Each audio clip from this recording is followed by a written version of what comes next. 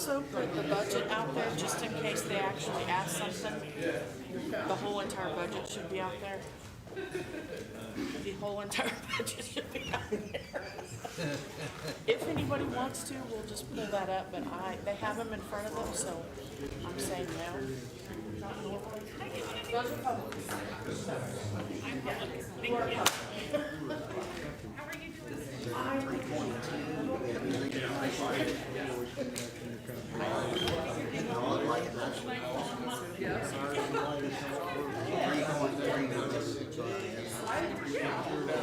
They're gonna have a mud beer. That's the call.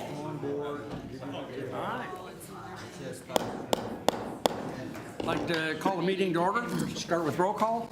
Commissioner Allen? Present. Commissioner Norwood? Here. Commissioner Siragusa? Here. Commissioner Roberts? Here. Commissioner Stallings? He's here. I'm here. Commissioner Orr?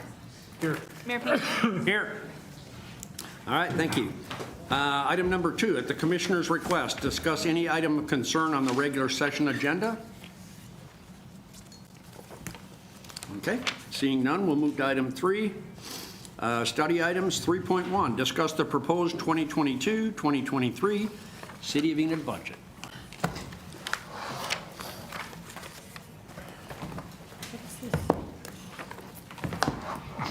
So I just need this thing. Don't use it.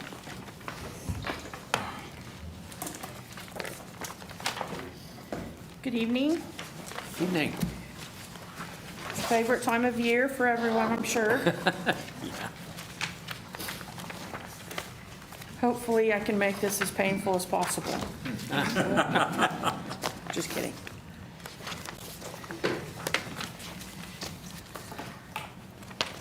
So here we go. We're looking at our FY 22-23 budget.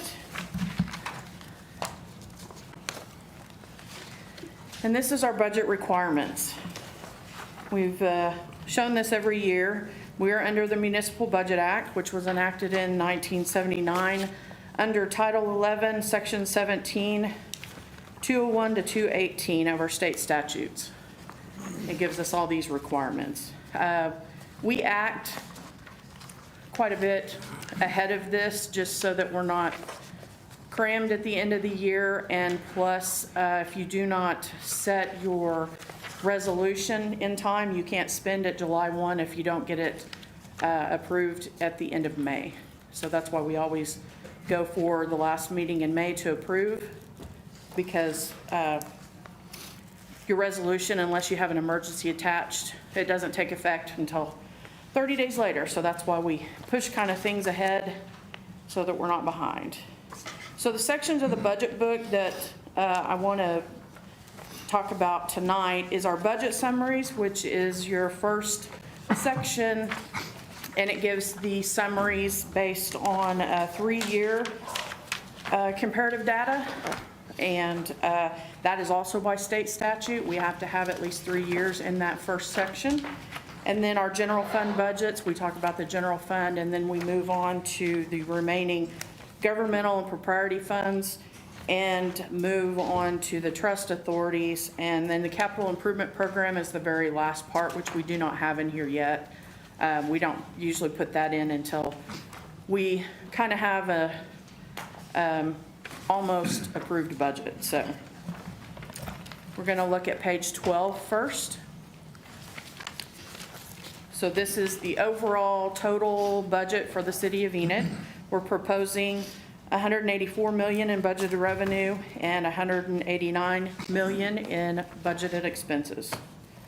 That is an increase in revenue of $14 million from this current year, and an increase in expenses of $9.4 million from this current year. So as we go through the sections and the several evenings, we'll hit specific areas that we'll talk about here in a little bit. First, we're going to go over the overview of the entire budget.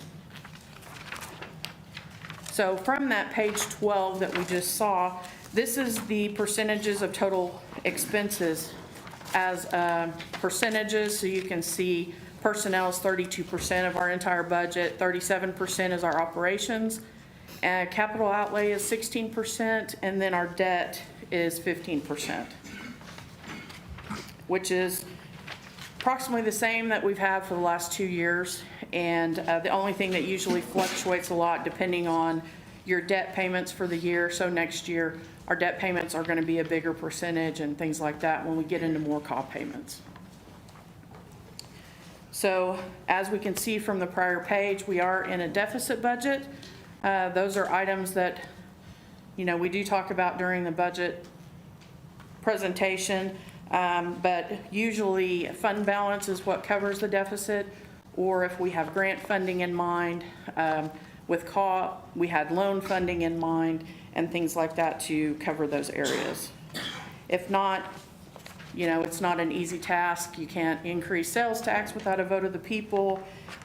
Transferring from other departments or from other funds makes those funds not really suffer, but, you know, they could be lacking for their maintenance and operations if you do too much of that. So we try not to do.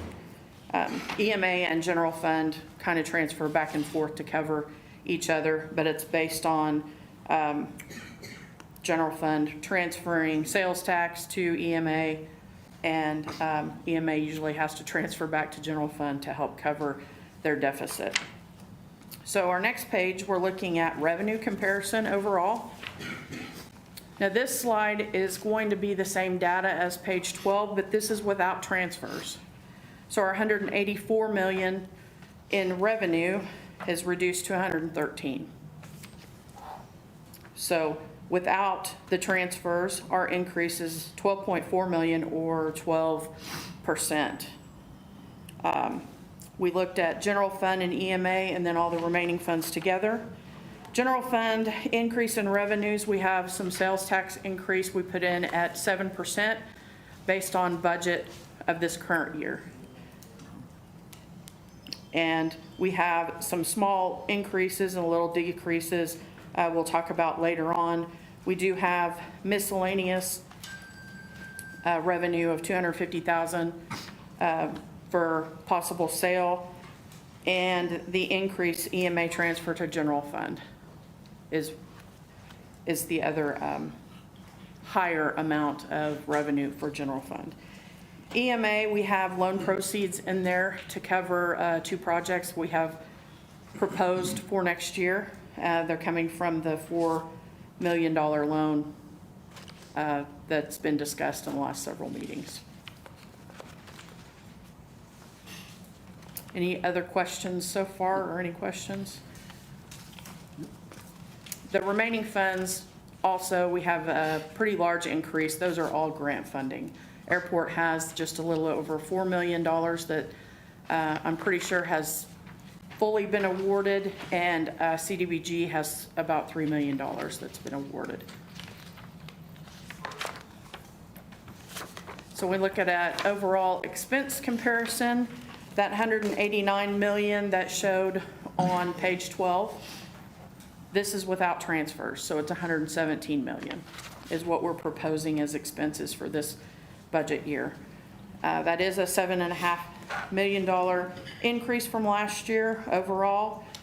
General fund, we're looking at, in the next few slides after this, we'll go over more detail with general fund, but the main increase is utilities, computer software, and vehicle expenses. And EMA has $1 million difference from this fiscal year, and we will go over details about that on Tuesday next week, May 10th. So we'll be discussing EMA. The remaining funds, the $4.5 million more, that is tied to that grant funding. So we received the grant funding. Obviously, our expenses are going to be higher than what we had in prior years. So the overall increase is about 6.8%. So here's our comparison when we look at each fund. And we have 22 funds that we budget for. 13 of our funds are balanced as of right now. 6 are deficit budgets and 3 are surplus. So general fund has a deficit of 1.1 right now, and they have the fund balance to cover that. Special projects usually has a deficit budget, but it totally depends on what they plan on spending versus when they receive. This is where the seizure, state and federal seizure money comes in. We'll talk about that also next Tuesday. And so it just, they have a fund balance of about $377,000 projected for the end of this year. And part of this also is their payment on the Vertra, which is being used at their new training center. It's a 5-year payment, so we'll talk more about that next Tuesday. Airport fund just has a little bit of a surplus. That's just to cover our matching funds, what we'll have to come up with when we do the projects for that we're receiving for the grant funding. Airport also is next Tuesday. EMA, it's a $2.6 million deficit, and there is fund balance to cover that. Stormwater is the same amount, it comes in from stormwater from the utility bill, and it is transferred from EMA each month, the revenue to stormwater fund. And it just depends on what projects are budgeted for that year. But that is, that same amount will go to stormwater fund each year based on what is received on the utility bills. Capital projects escrow fund is where we pay, developers pay basin fees on permits based on where they're developing in town. And then when stormwater has funds and projects in those basins, they can use project escrow funding to support the project, and we transfer it to stormwater fund. Based on the amount of fees, they're kind of smaller, so it takes a while to accumulate in a specific basin for them to be able to use it. So that fund balance is about 1.4. But we budget about $300,000 to transfer back just in case there is a project that they can use. 911, police and fire. 911 has a surplus. This is to cover their fund balance getting too low. And based on what it was for the audit, we needed to increase the transfer this year so that we get their fund balance up to a better shape. And police and fire fund both have the money in their fund balance to cover their deficit. Any questions? I do, I have one. Okay. When we receive like funding that we didn't expect to receive from the federal government due to like COVID-19, do we impute those figures into the budget, or do we wait until we receive them? How does that work?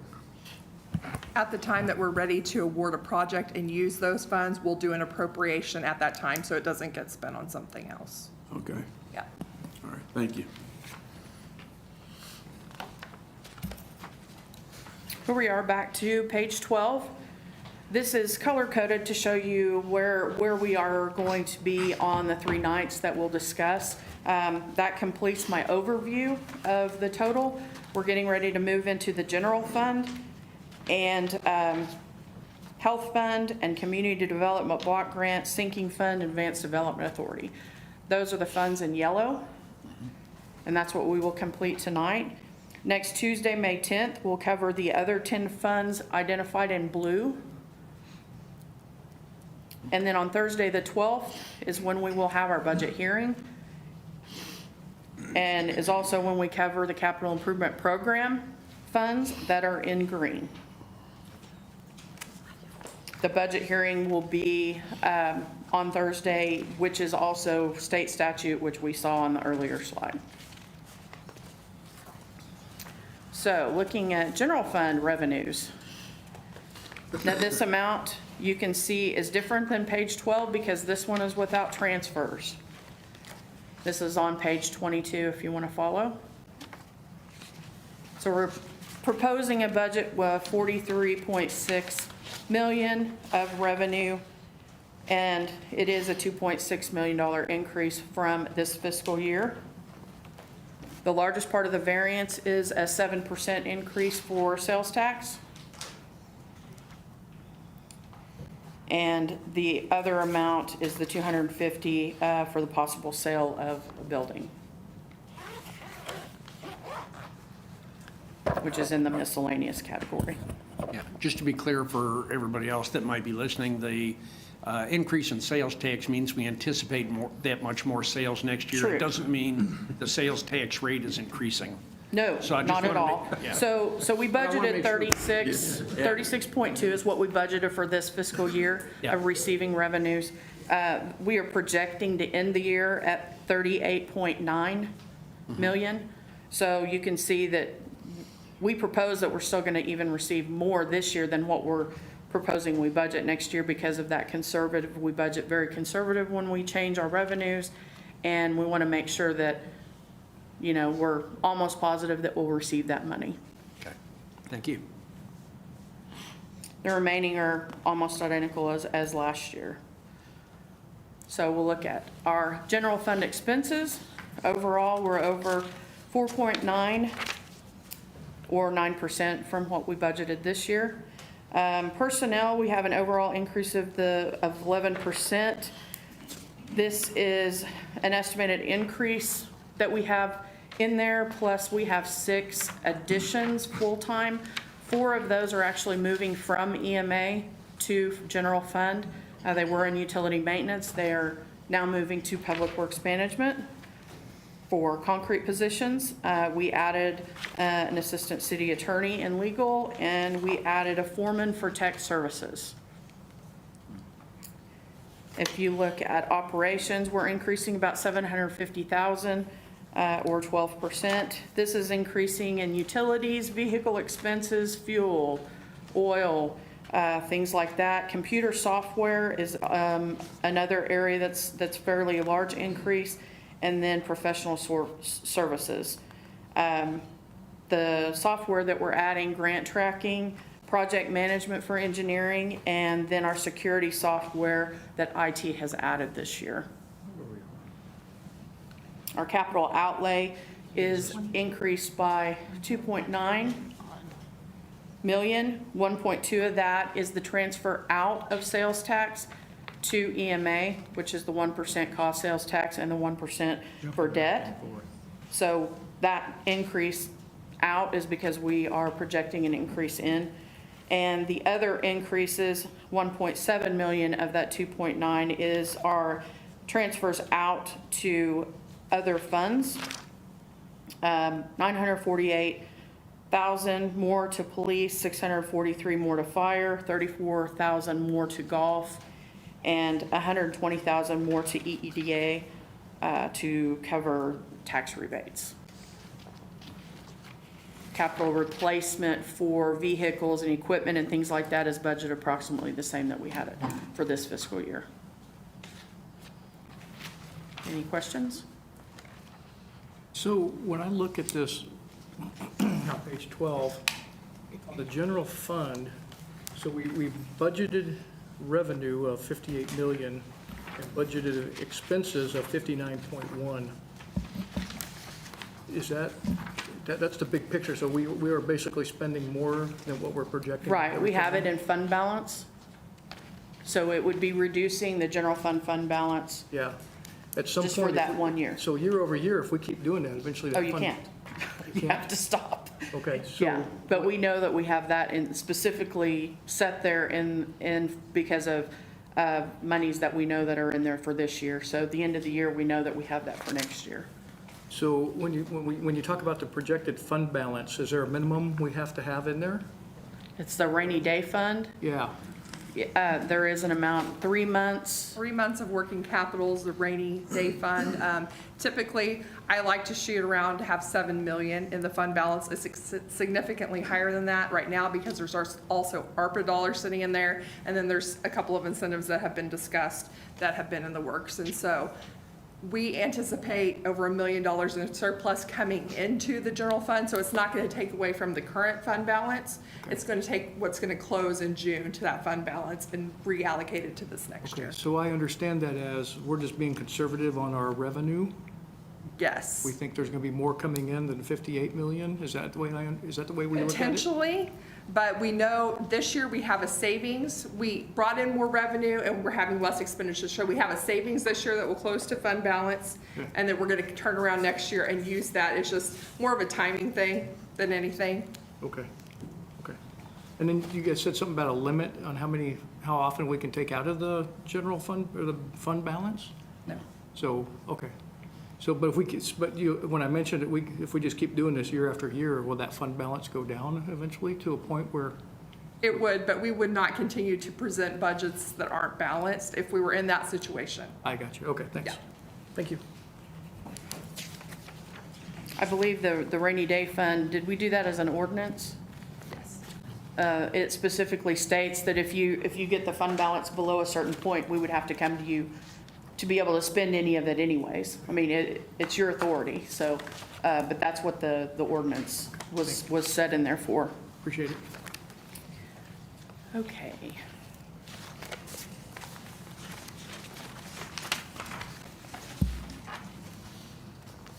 So any more questions on the expenses? Nope. So this is the explanation of total expenses and where they are percentage-wise. Personnel, you're looking at the top blue, 20%. Operations is 12%. Equipment is 2%. Police at 18%. The police transfer for operations for police is 18%. Transfer to fire for their operations is 14%.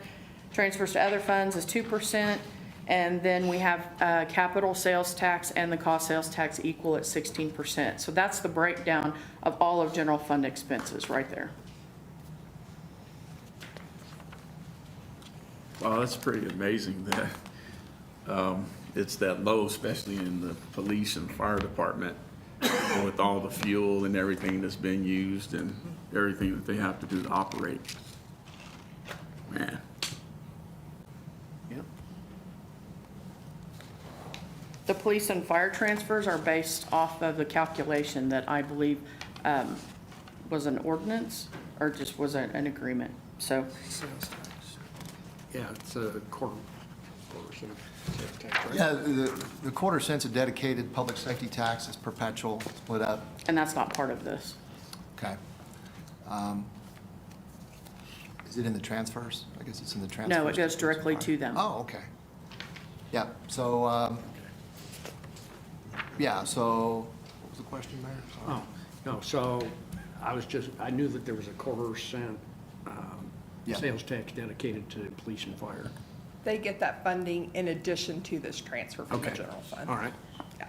And after tonight, then they will be reporting directly to us what happens with that money twice a year, so that we can monitor and someone has oversight, since we're going to get rid of that committee tonight. That's right. So that's why it's imperative that we do have a report. Yep. I think only twice a year will be sufficient, but at least that lets us all know where that money's going. I do have one question, Jim. On that 18%, does that have anything to do with 911 emergencies, or is that totally separate from? Well, it goes to operate police, but part of their operations is to fund 911, partial. So what we don't collect in 911 fees has to be transferred. Fire also participates in that transfer to 911 so that they can stay afloat.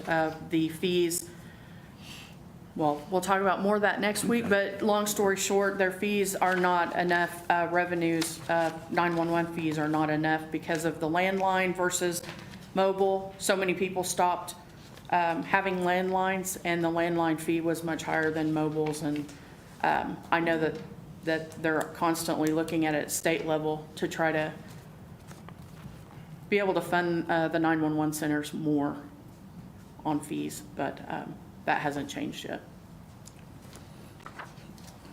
Okay. Any other questions before we move on to health?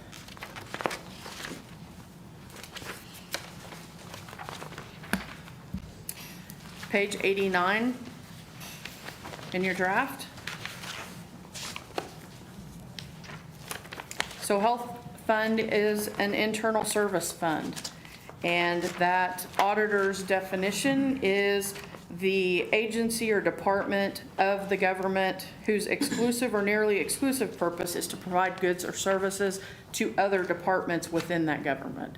So that's why They are called an internal service fund. We budget, right now, we have them budgeted balanced budget, just as we have the last 2 years. And our projected fund balance at the end of this fiscal is $2.7 million. And we are self-funded for our health.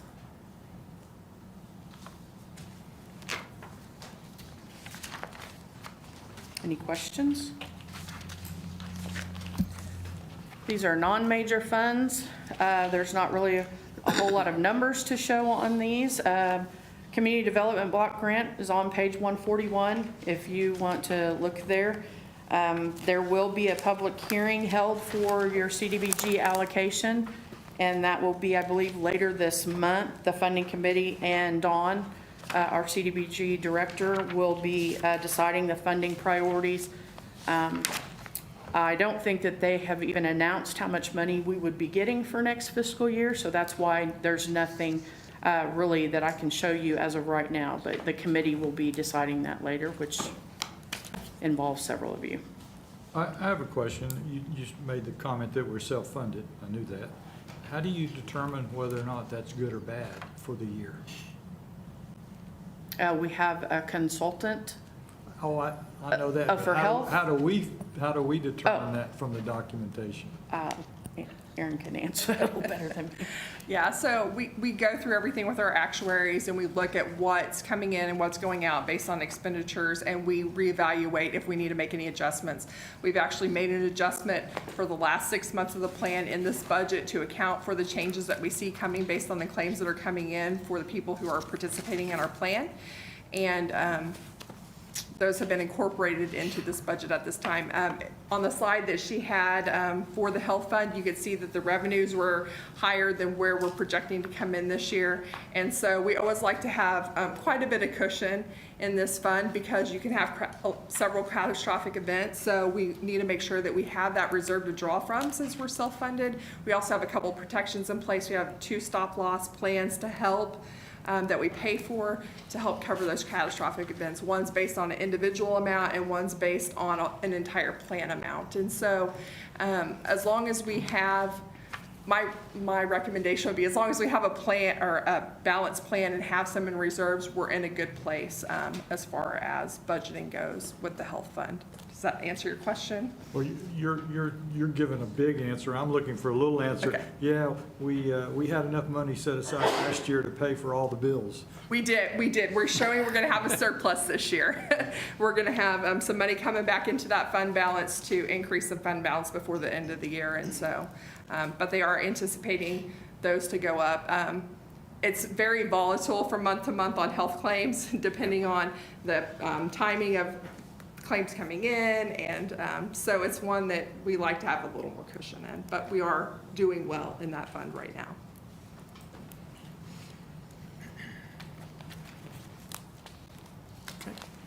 Okay, we'll talk about sinking fund. Another one that there's really not much to talk about. The Oklahoma Constitution set aside for exclusive purposes, one of which is to pay judgments against municipalities. So the city of Enid, by ordinance, has said that they can levy all judgments in excess of $20,000 each year through an estimate of needs to Garfield County. And the estimate of needs is due in August each year, and then we repay to EMA in June of each year. Advanced Development Authorities on page 184. This is the same proposed budget as the current year. This is where Mike Cooper's consultant fee and his related expenditures are. And as you know, we just recently agreed to renew him through 2030.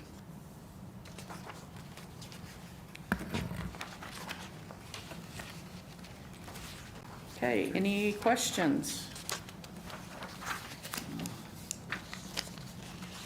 No? Okay, we'll meet again on Tuesday, May 10th at 5 for a special budget meeting. Then on Thursday, May 12th at 5 p.m. for a special budget meeting and our budget hearing. Thank you. Thank you. Thanks. All right. Item 3.2, discuss building permit fee revisions. Scott, are you up? Yes, sir. All right.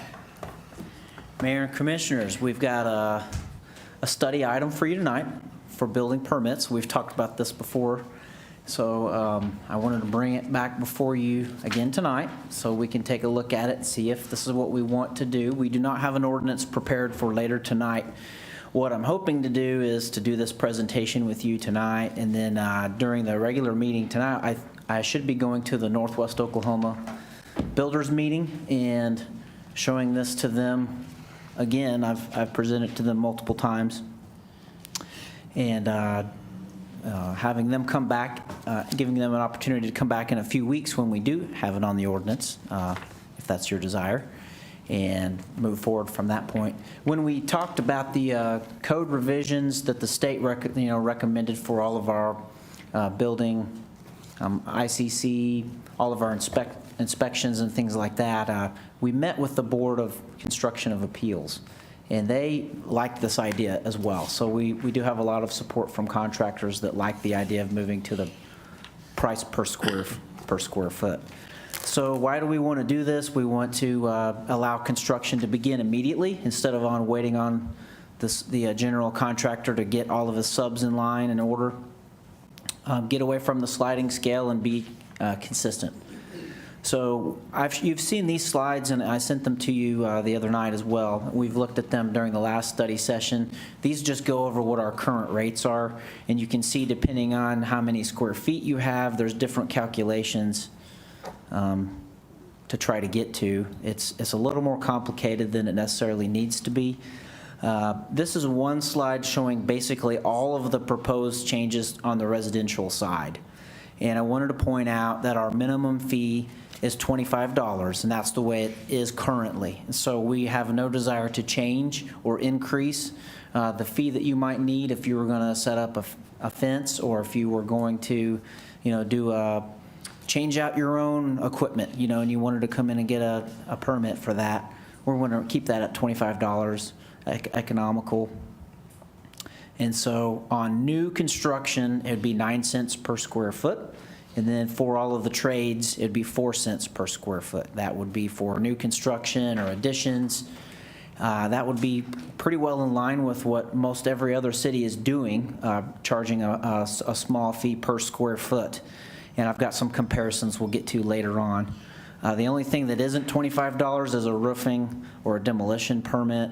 Those are higher because our stakes of what we need to do to prepare for possible ODEQ reporting and things like that are just a lot more involved. Commercial rates are also very modest, 12 cents for new construction, 6 cents per square foot for all of the trades, and a $50 minimum. Basically, all of your fees are going to be a minimum of $50, and 12 cents and 6 cents for new construction. Would you circle back to the roofing and tell me again what you just said about why it needs to be doubled? Yeah, roofing, moving, and demolition permits, and I believe they were $50 in the current ordinance, and we left it the way it is. I have to go back and double check, circle back around to that. Carol might be shaking her head. I may have to circle around to that. But for instance, on demolition permits, especially on everything commercial on demolition, for sure, we have to go and hire an inspector on any of the demolitions that we do, and ensure that all of that complies with DEQ's asbestos reporting, and do a lot of those things. And We're happy to leave them the same if they're not the same. yeah, if you have a suggestion to change that demolition permit down to the $50 or to the $25, we'll listen to your input. Well, I understand if it has asbestos, you got to bring in somebody different, but don't your inspectors do it if it's not something like that? We can do simple inspections on roofing, but on the moving and demolition things, we have an environmental specialist that can do an asbestos. She recently got licensed to do asbestos if we need to, or we have to hire that out. Those are for the projects that are our projects.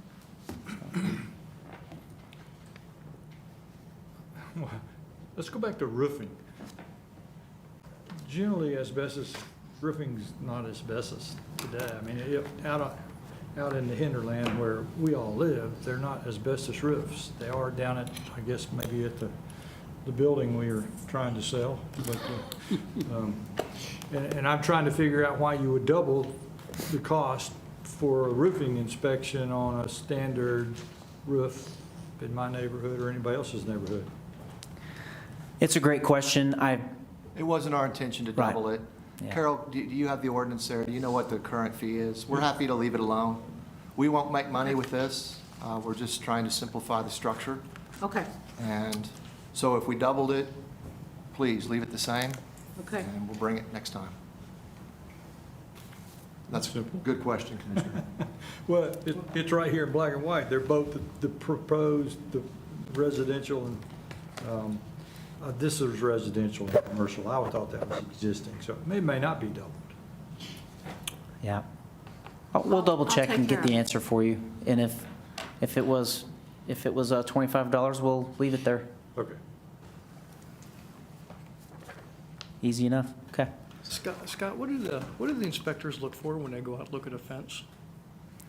Well, we're looking for the height of the fence. We're looking for the setbacks on the fence. That's an interesting question. There didn't used to be a necessity for fencing. And the commission several years ago determined that there needed to be an ordinance and a permit separate for fences under a certain height. And that was due to the type of materials that people were making out of fences and due to the number of complaints we were getting. My neighbor's building a fence out of pallets. My neighbor's building a fence out of used garage doors. And so at the time, the commission had a desire to put a fencing ordinance, and require a permit for that, so. That makes sense.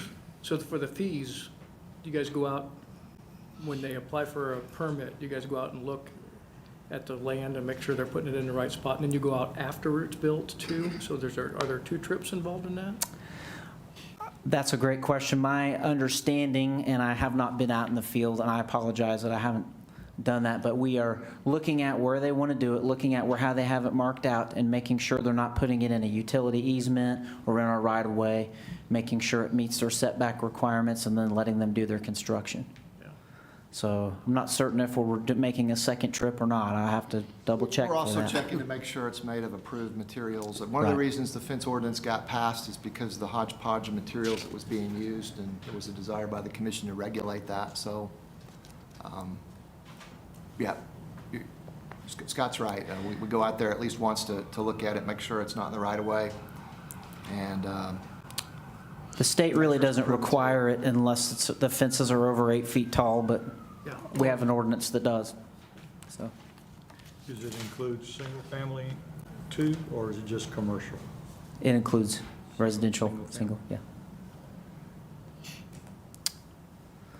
Okay. So you've seen these slides before. This just is showing you that our proposed rates are still well below the average of all of these other cities that we've got listed.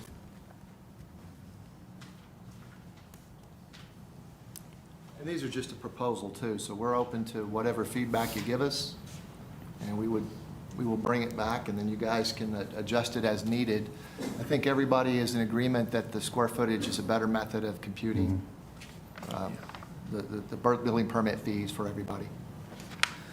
And then last but not least, we had heard a few commissioners talking about, there could be someone that maybe they can't afford a permit to put their fence up, and we have made our own intake form, and if we have some money that we have set aside through CDBG, and if people need assistance, they can go to our CDBG coordinator and fill out an application, and we can run that through, and we can provide that relief for them and put that money towards their permits. Pretty easy process? Pretty easy process? It will be the same process that CDSA uses, which are basically the minimum HUD requirements of, here's the questionnaire, here are the financial requirements and proof of income that you need for that. So we're using the minimum standards as we can that are required by HUD. I just want it to be as easy as possible for folks, because I don't want them to get caught up in a bunch of government red tape, trying to fill out a bunch of forms and stuff just to get a fence permit or something. The application itself is a one-pager, but they are required to show some income verification. Oh, yeah, that's fine. But they don't need to make multiple trips down here to the city offices or anything, do they? Or is that something we can? Shouldn't, and that's another they can great reason. Download on the computer or something, or? We can probably make something on some type of a form, but that's another reason that we want to do that in-house. We want our CDBG coordinator to handle this, that way they can process it and in the same trip while they're here, if it can be approved, they can get their permit and go do their work instead of having to run all over town. Yeah, I just don't want it to be burdensome. I just Yeah. hope it's smooth and straightforward and. Typically, the folks that need something like this already have those kind of documents prepared because they've applied at other places, and so it's not a burden for them. They're accustomed to doing it and using it all the time, if I'm understanding your question right. So I'm hopeful that we have answered all the questions and solved the issues that we've had when we've looked at this prior, but please give us feedback if you want to see something different in 2 weeks, other than the roofing and demolition. Okay? Great. Good, thank you. All right, item 3.3, review of city-owned properties. Hey, this next item is an attempt to share with the commission and the public the properties that the city owns. It uses our GIS system, which I believe you guys have access to. We may need to verify that you have, Morali, do we have the commission set up with passwords and stuff? Yeah. Okay. So how you would log in on your iPads is you'd have to have the GIS link. So do we want to? Yeah. If we can show you on this and get you more detailed information if you've had any issues logging in, but you should be able to put in a MESHAC GIS link, then put in COE / your login name, and then the password would be your password, your regular password into the iPad. It should pop this overlay up that Morali's going to take us through that shows a whole lot of property that the city owns for various reasons. Yep. Currently, we have about 230 properties around the city, and you can see all the properties are color-coded based on their purpose. And for example, like open is the one that can be developed. That's the only one in yellow color. So if you can zoom in,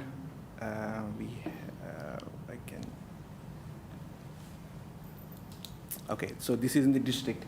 So you can see this is the only property that is available. Similarly, you can go right here. So this is a floodplain. That's a city-owned property, but it cannot be developed. And we got a park right here. So they're all color-coded based on each and every purpose. So if you can go around the city, like right here, there is another park. And we have another property right here. So there is a storm sewer, it cannot be developed. So that's the reason it's not in yellow color. This is in the floodplain or a floodway. So we cannot develop in a floodway. So floodplain can be developed. In a floodway, we don't want any developments in the floodway. So city buildings are in green color. So you can see, you can even click on that. It can show up all the information. What is the purpose? What exactly the building information? So city buildings. So here, more information available. If you, I can give you a little more description on how to use it and send you the links in an email. So how about like vacant lots? How many of the, can you? So all the vacant lots are in yellow. I did not tabulate it. I can send you an Excel spreadsheet, so how many there are. Yeah.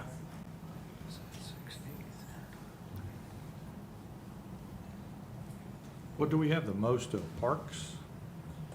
Stormwater and parks. Stormwater and parks? Yes.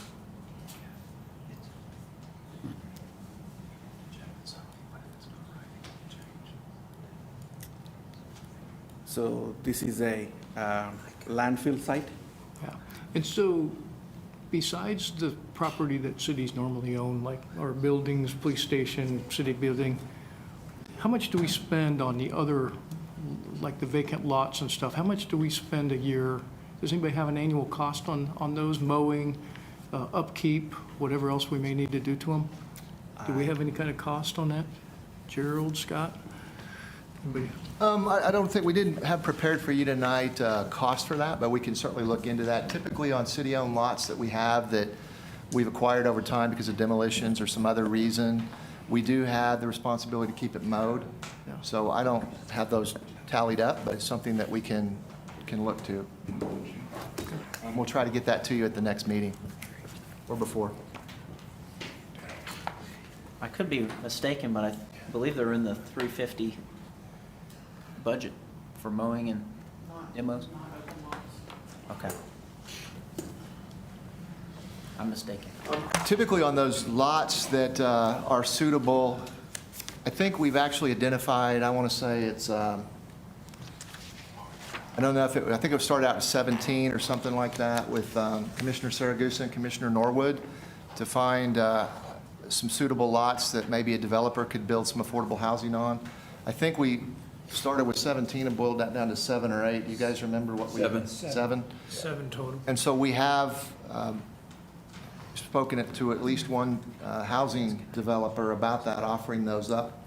Of course, that would be subject to future action by the commission, but we're happy to divest those because we have to maintain them, and we got more than enough to maintain already, so. But it's not as many as you think. I think it started with 17 and then 17 due to floodplains, due to area and stuff like that. It broke it down to 7 and actually got 3 different contractors that are interested. So one of them's actually doing 6 places now. He's got slotted for 12, but he's going to come back on 30th and develop an area, which I don't know if he's got the plans into you guys yet or not for, I don't We think haven't so. seen it. okay, He has for the one out west. out west. So we're working on that. Riley, you're gonna put you to work a little bit. Got a lot of site plans to coming your way. Yes, sir. One of the things I'd like to do with this, Morali, is if we can create an overlay that we can put on the website to make it available to the public too, so that they can see it, and then certainly we can field questions, or we want to be transparent with what we own. We're happy to do that. Sure, we can put it in the website, yes. And it's fair, I think that like the building has caused a little, the bank building has caused a little bit of consternation, not only from us, from others.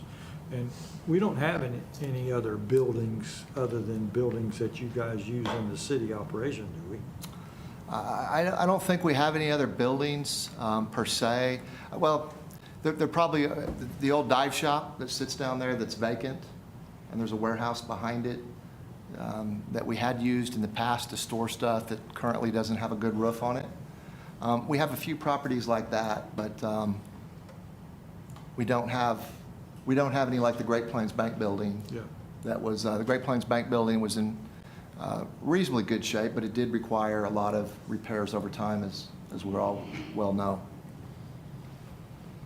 I don't think I've mentioned as we look through this, I'm happy if we find something that we can sell, that'd be great, because as you've seen with the budget presentation, we could use the money to buy other things. But one of the things I've learned as city manager is when we buy property, people think it's the most valuable thing in the world because we're buying it. And when we sell property, they think it's not very valuable. So that's interesting. So I do agree with folks from that perspective. We probably shouldn't be in the real estate business because we can't win.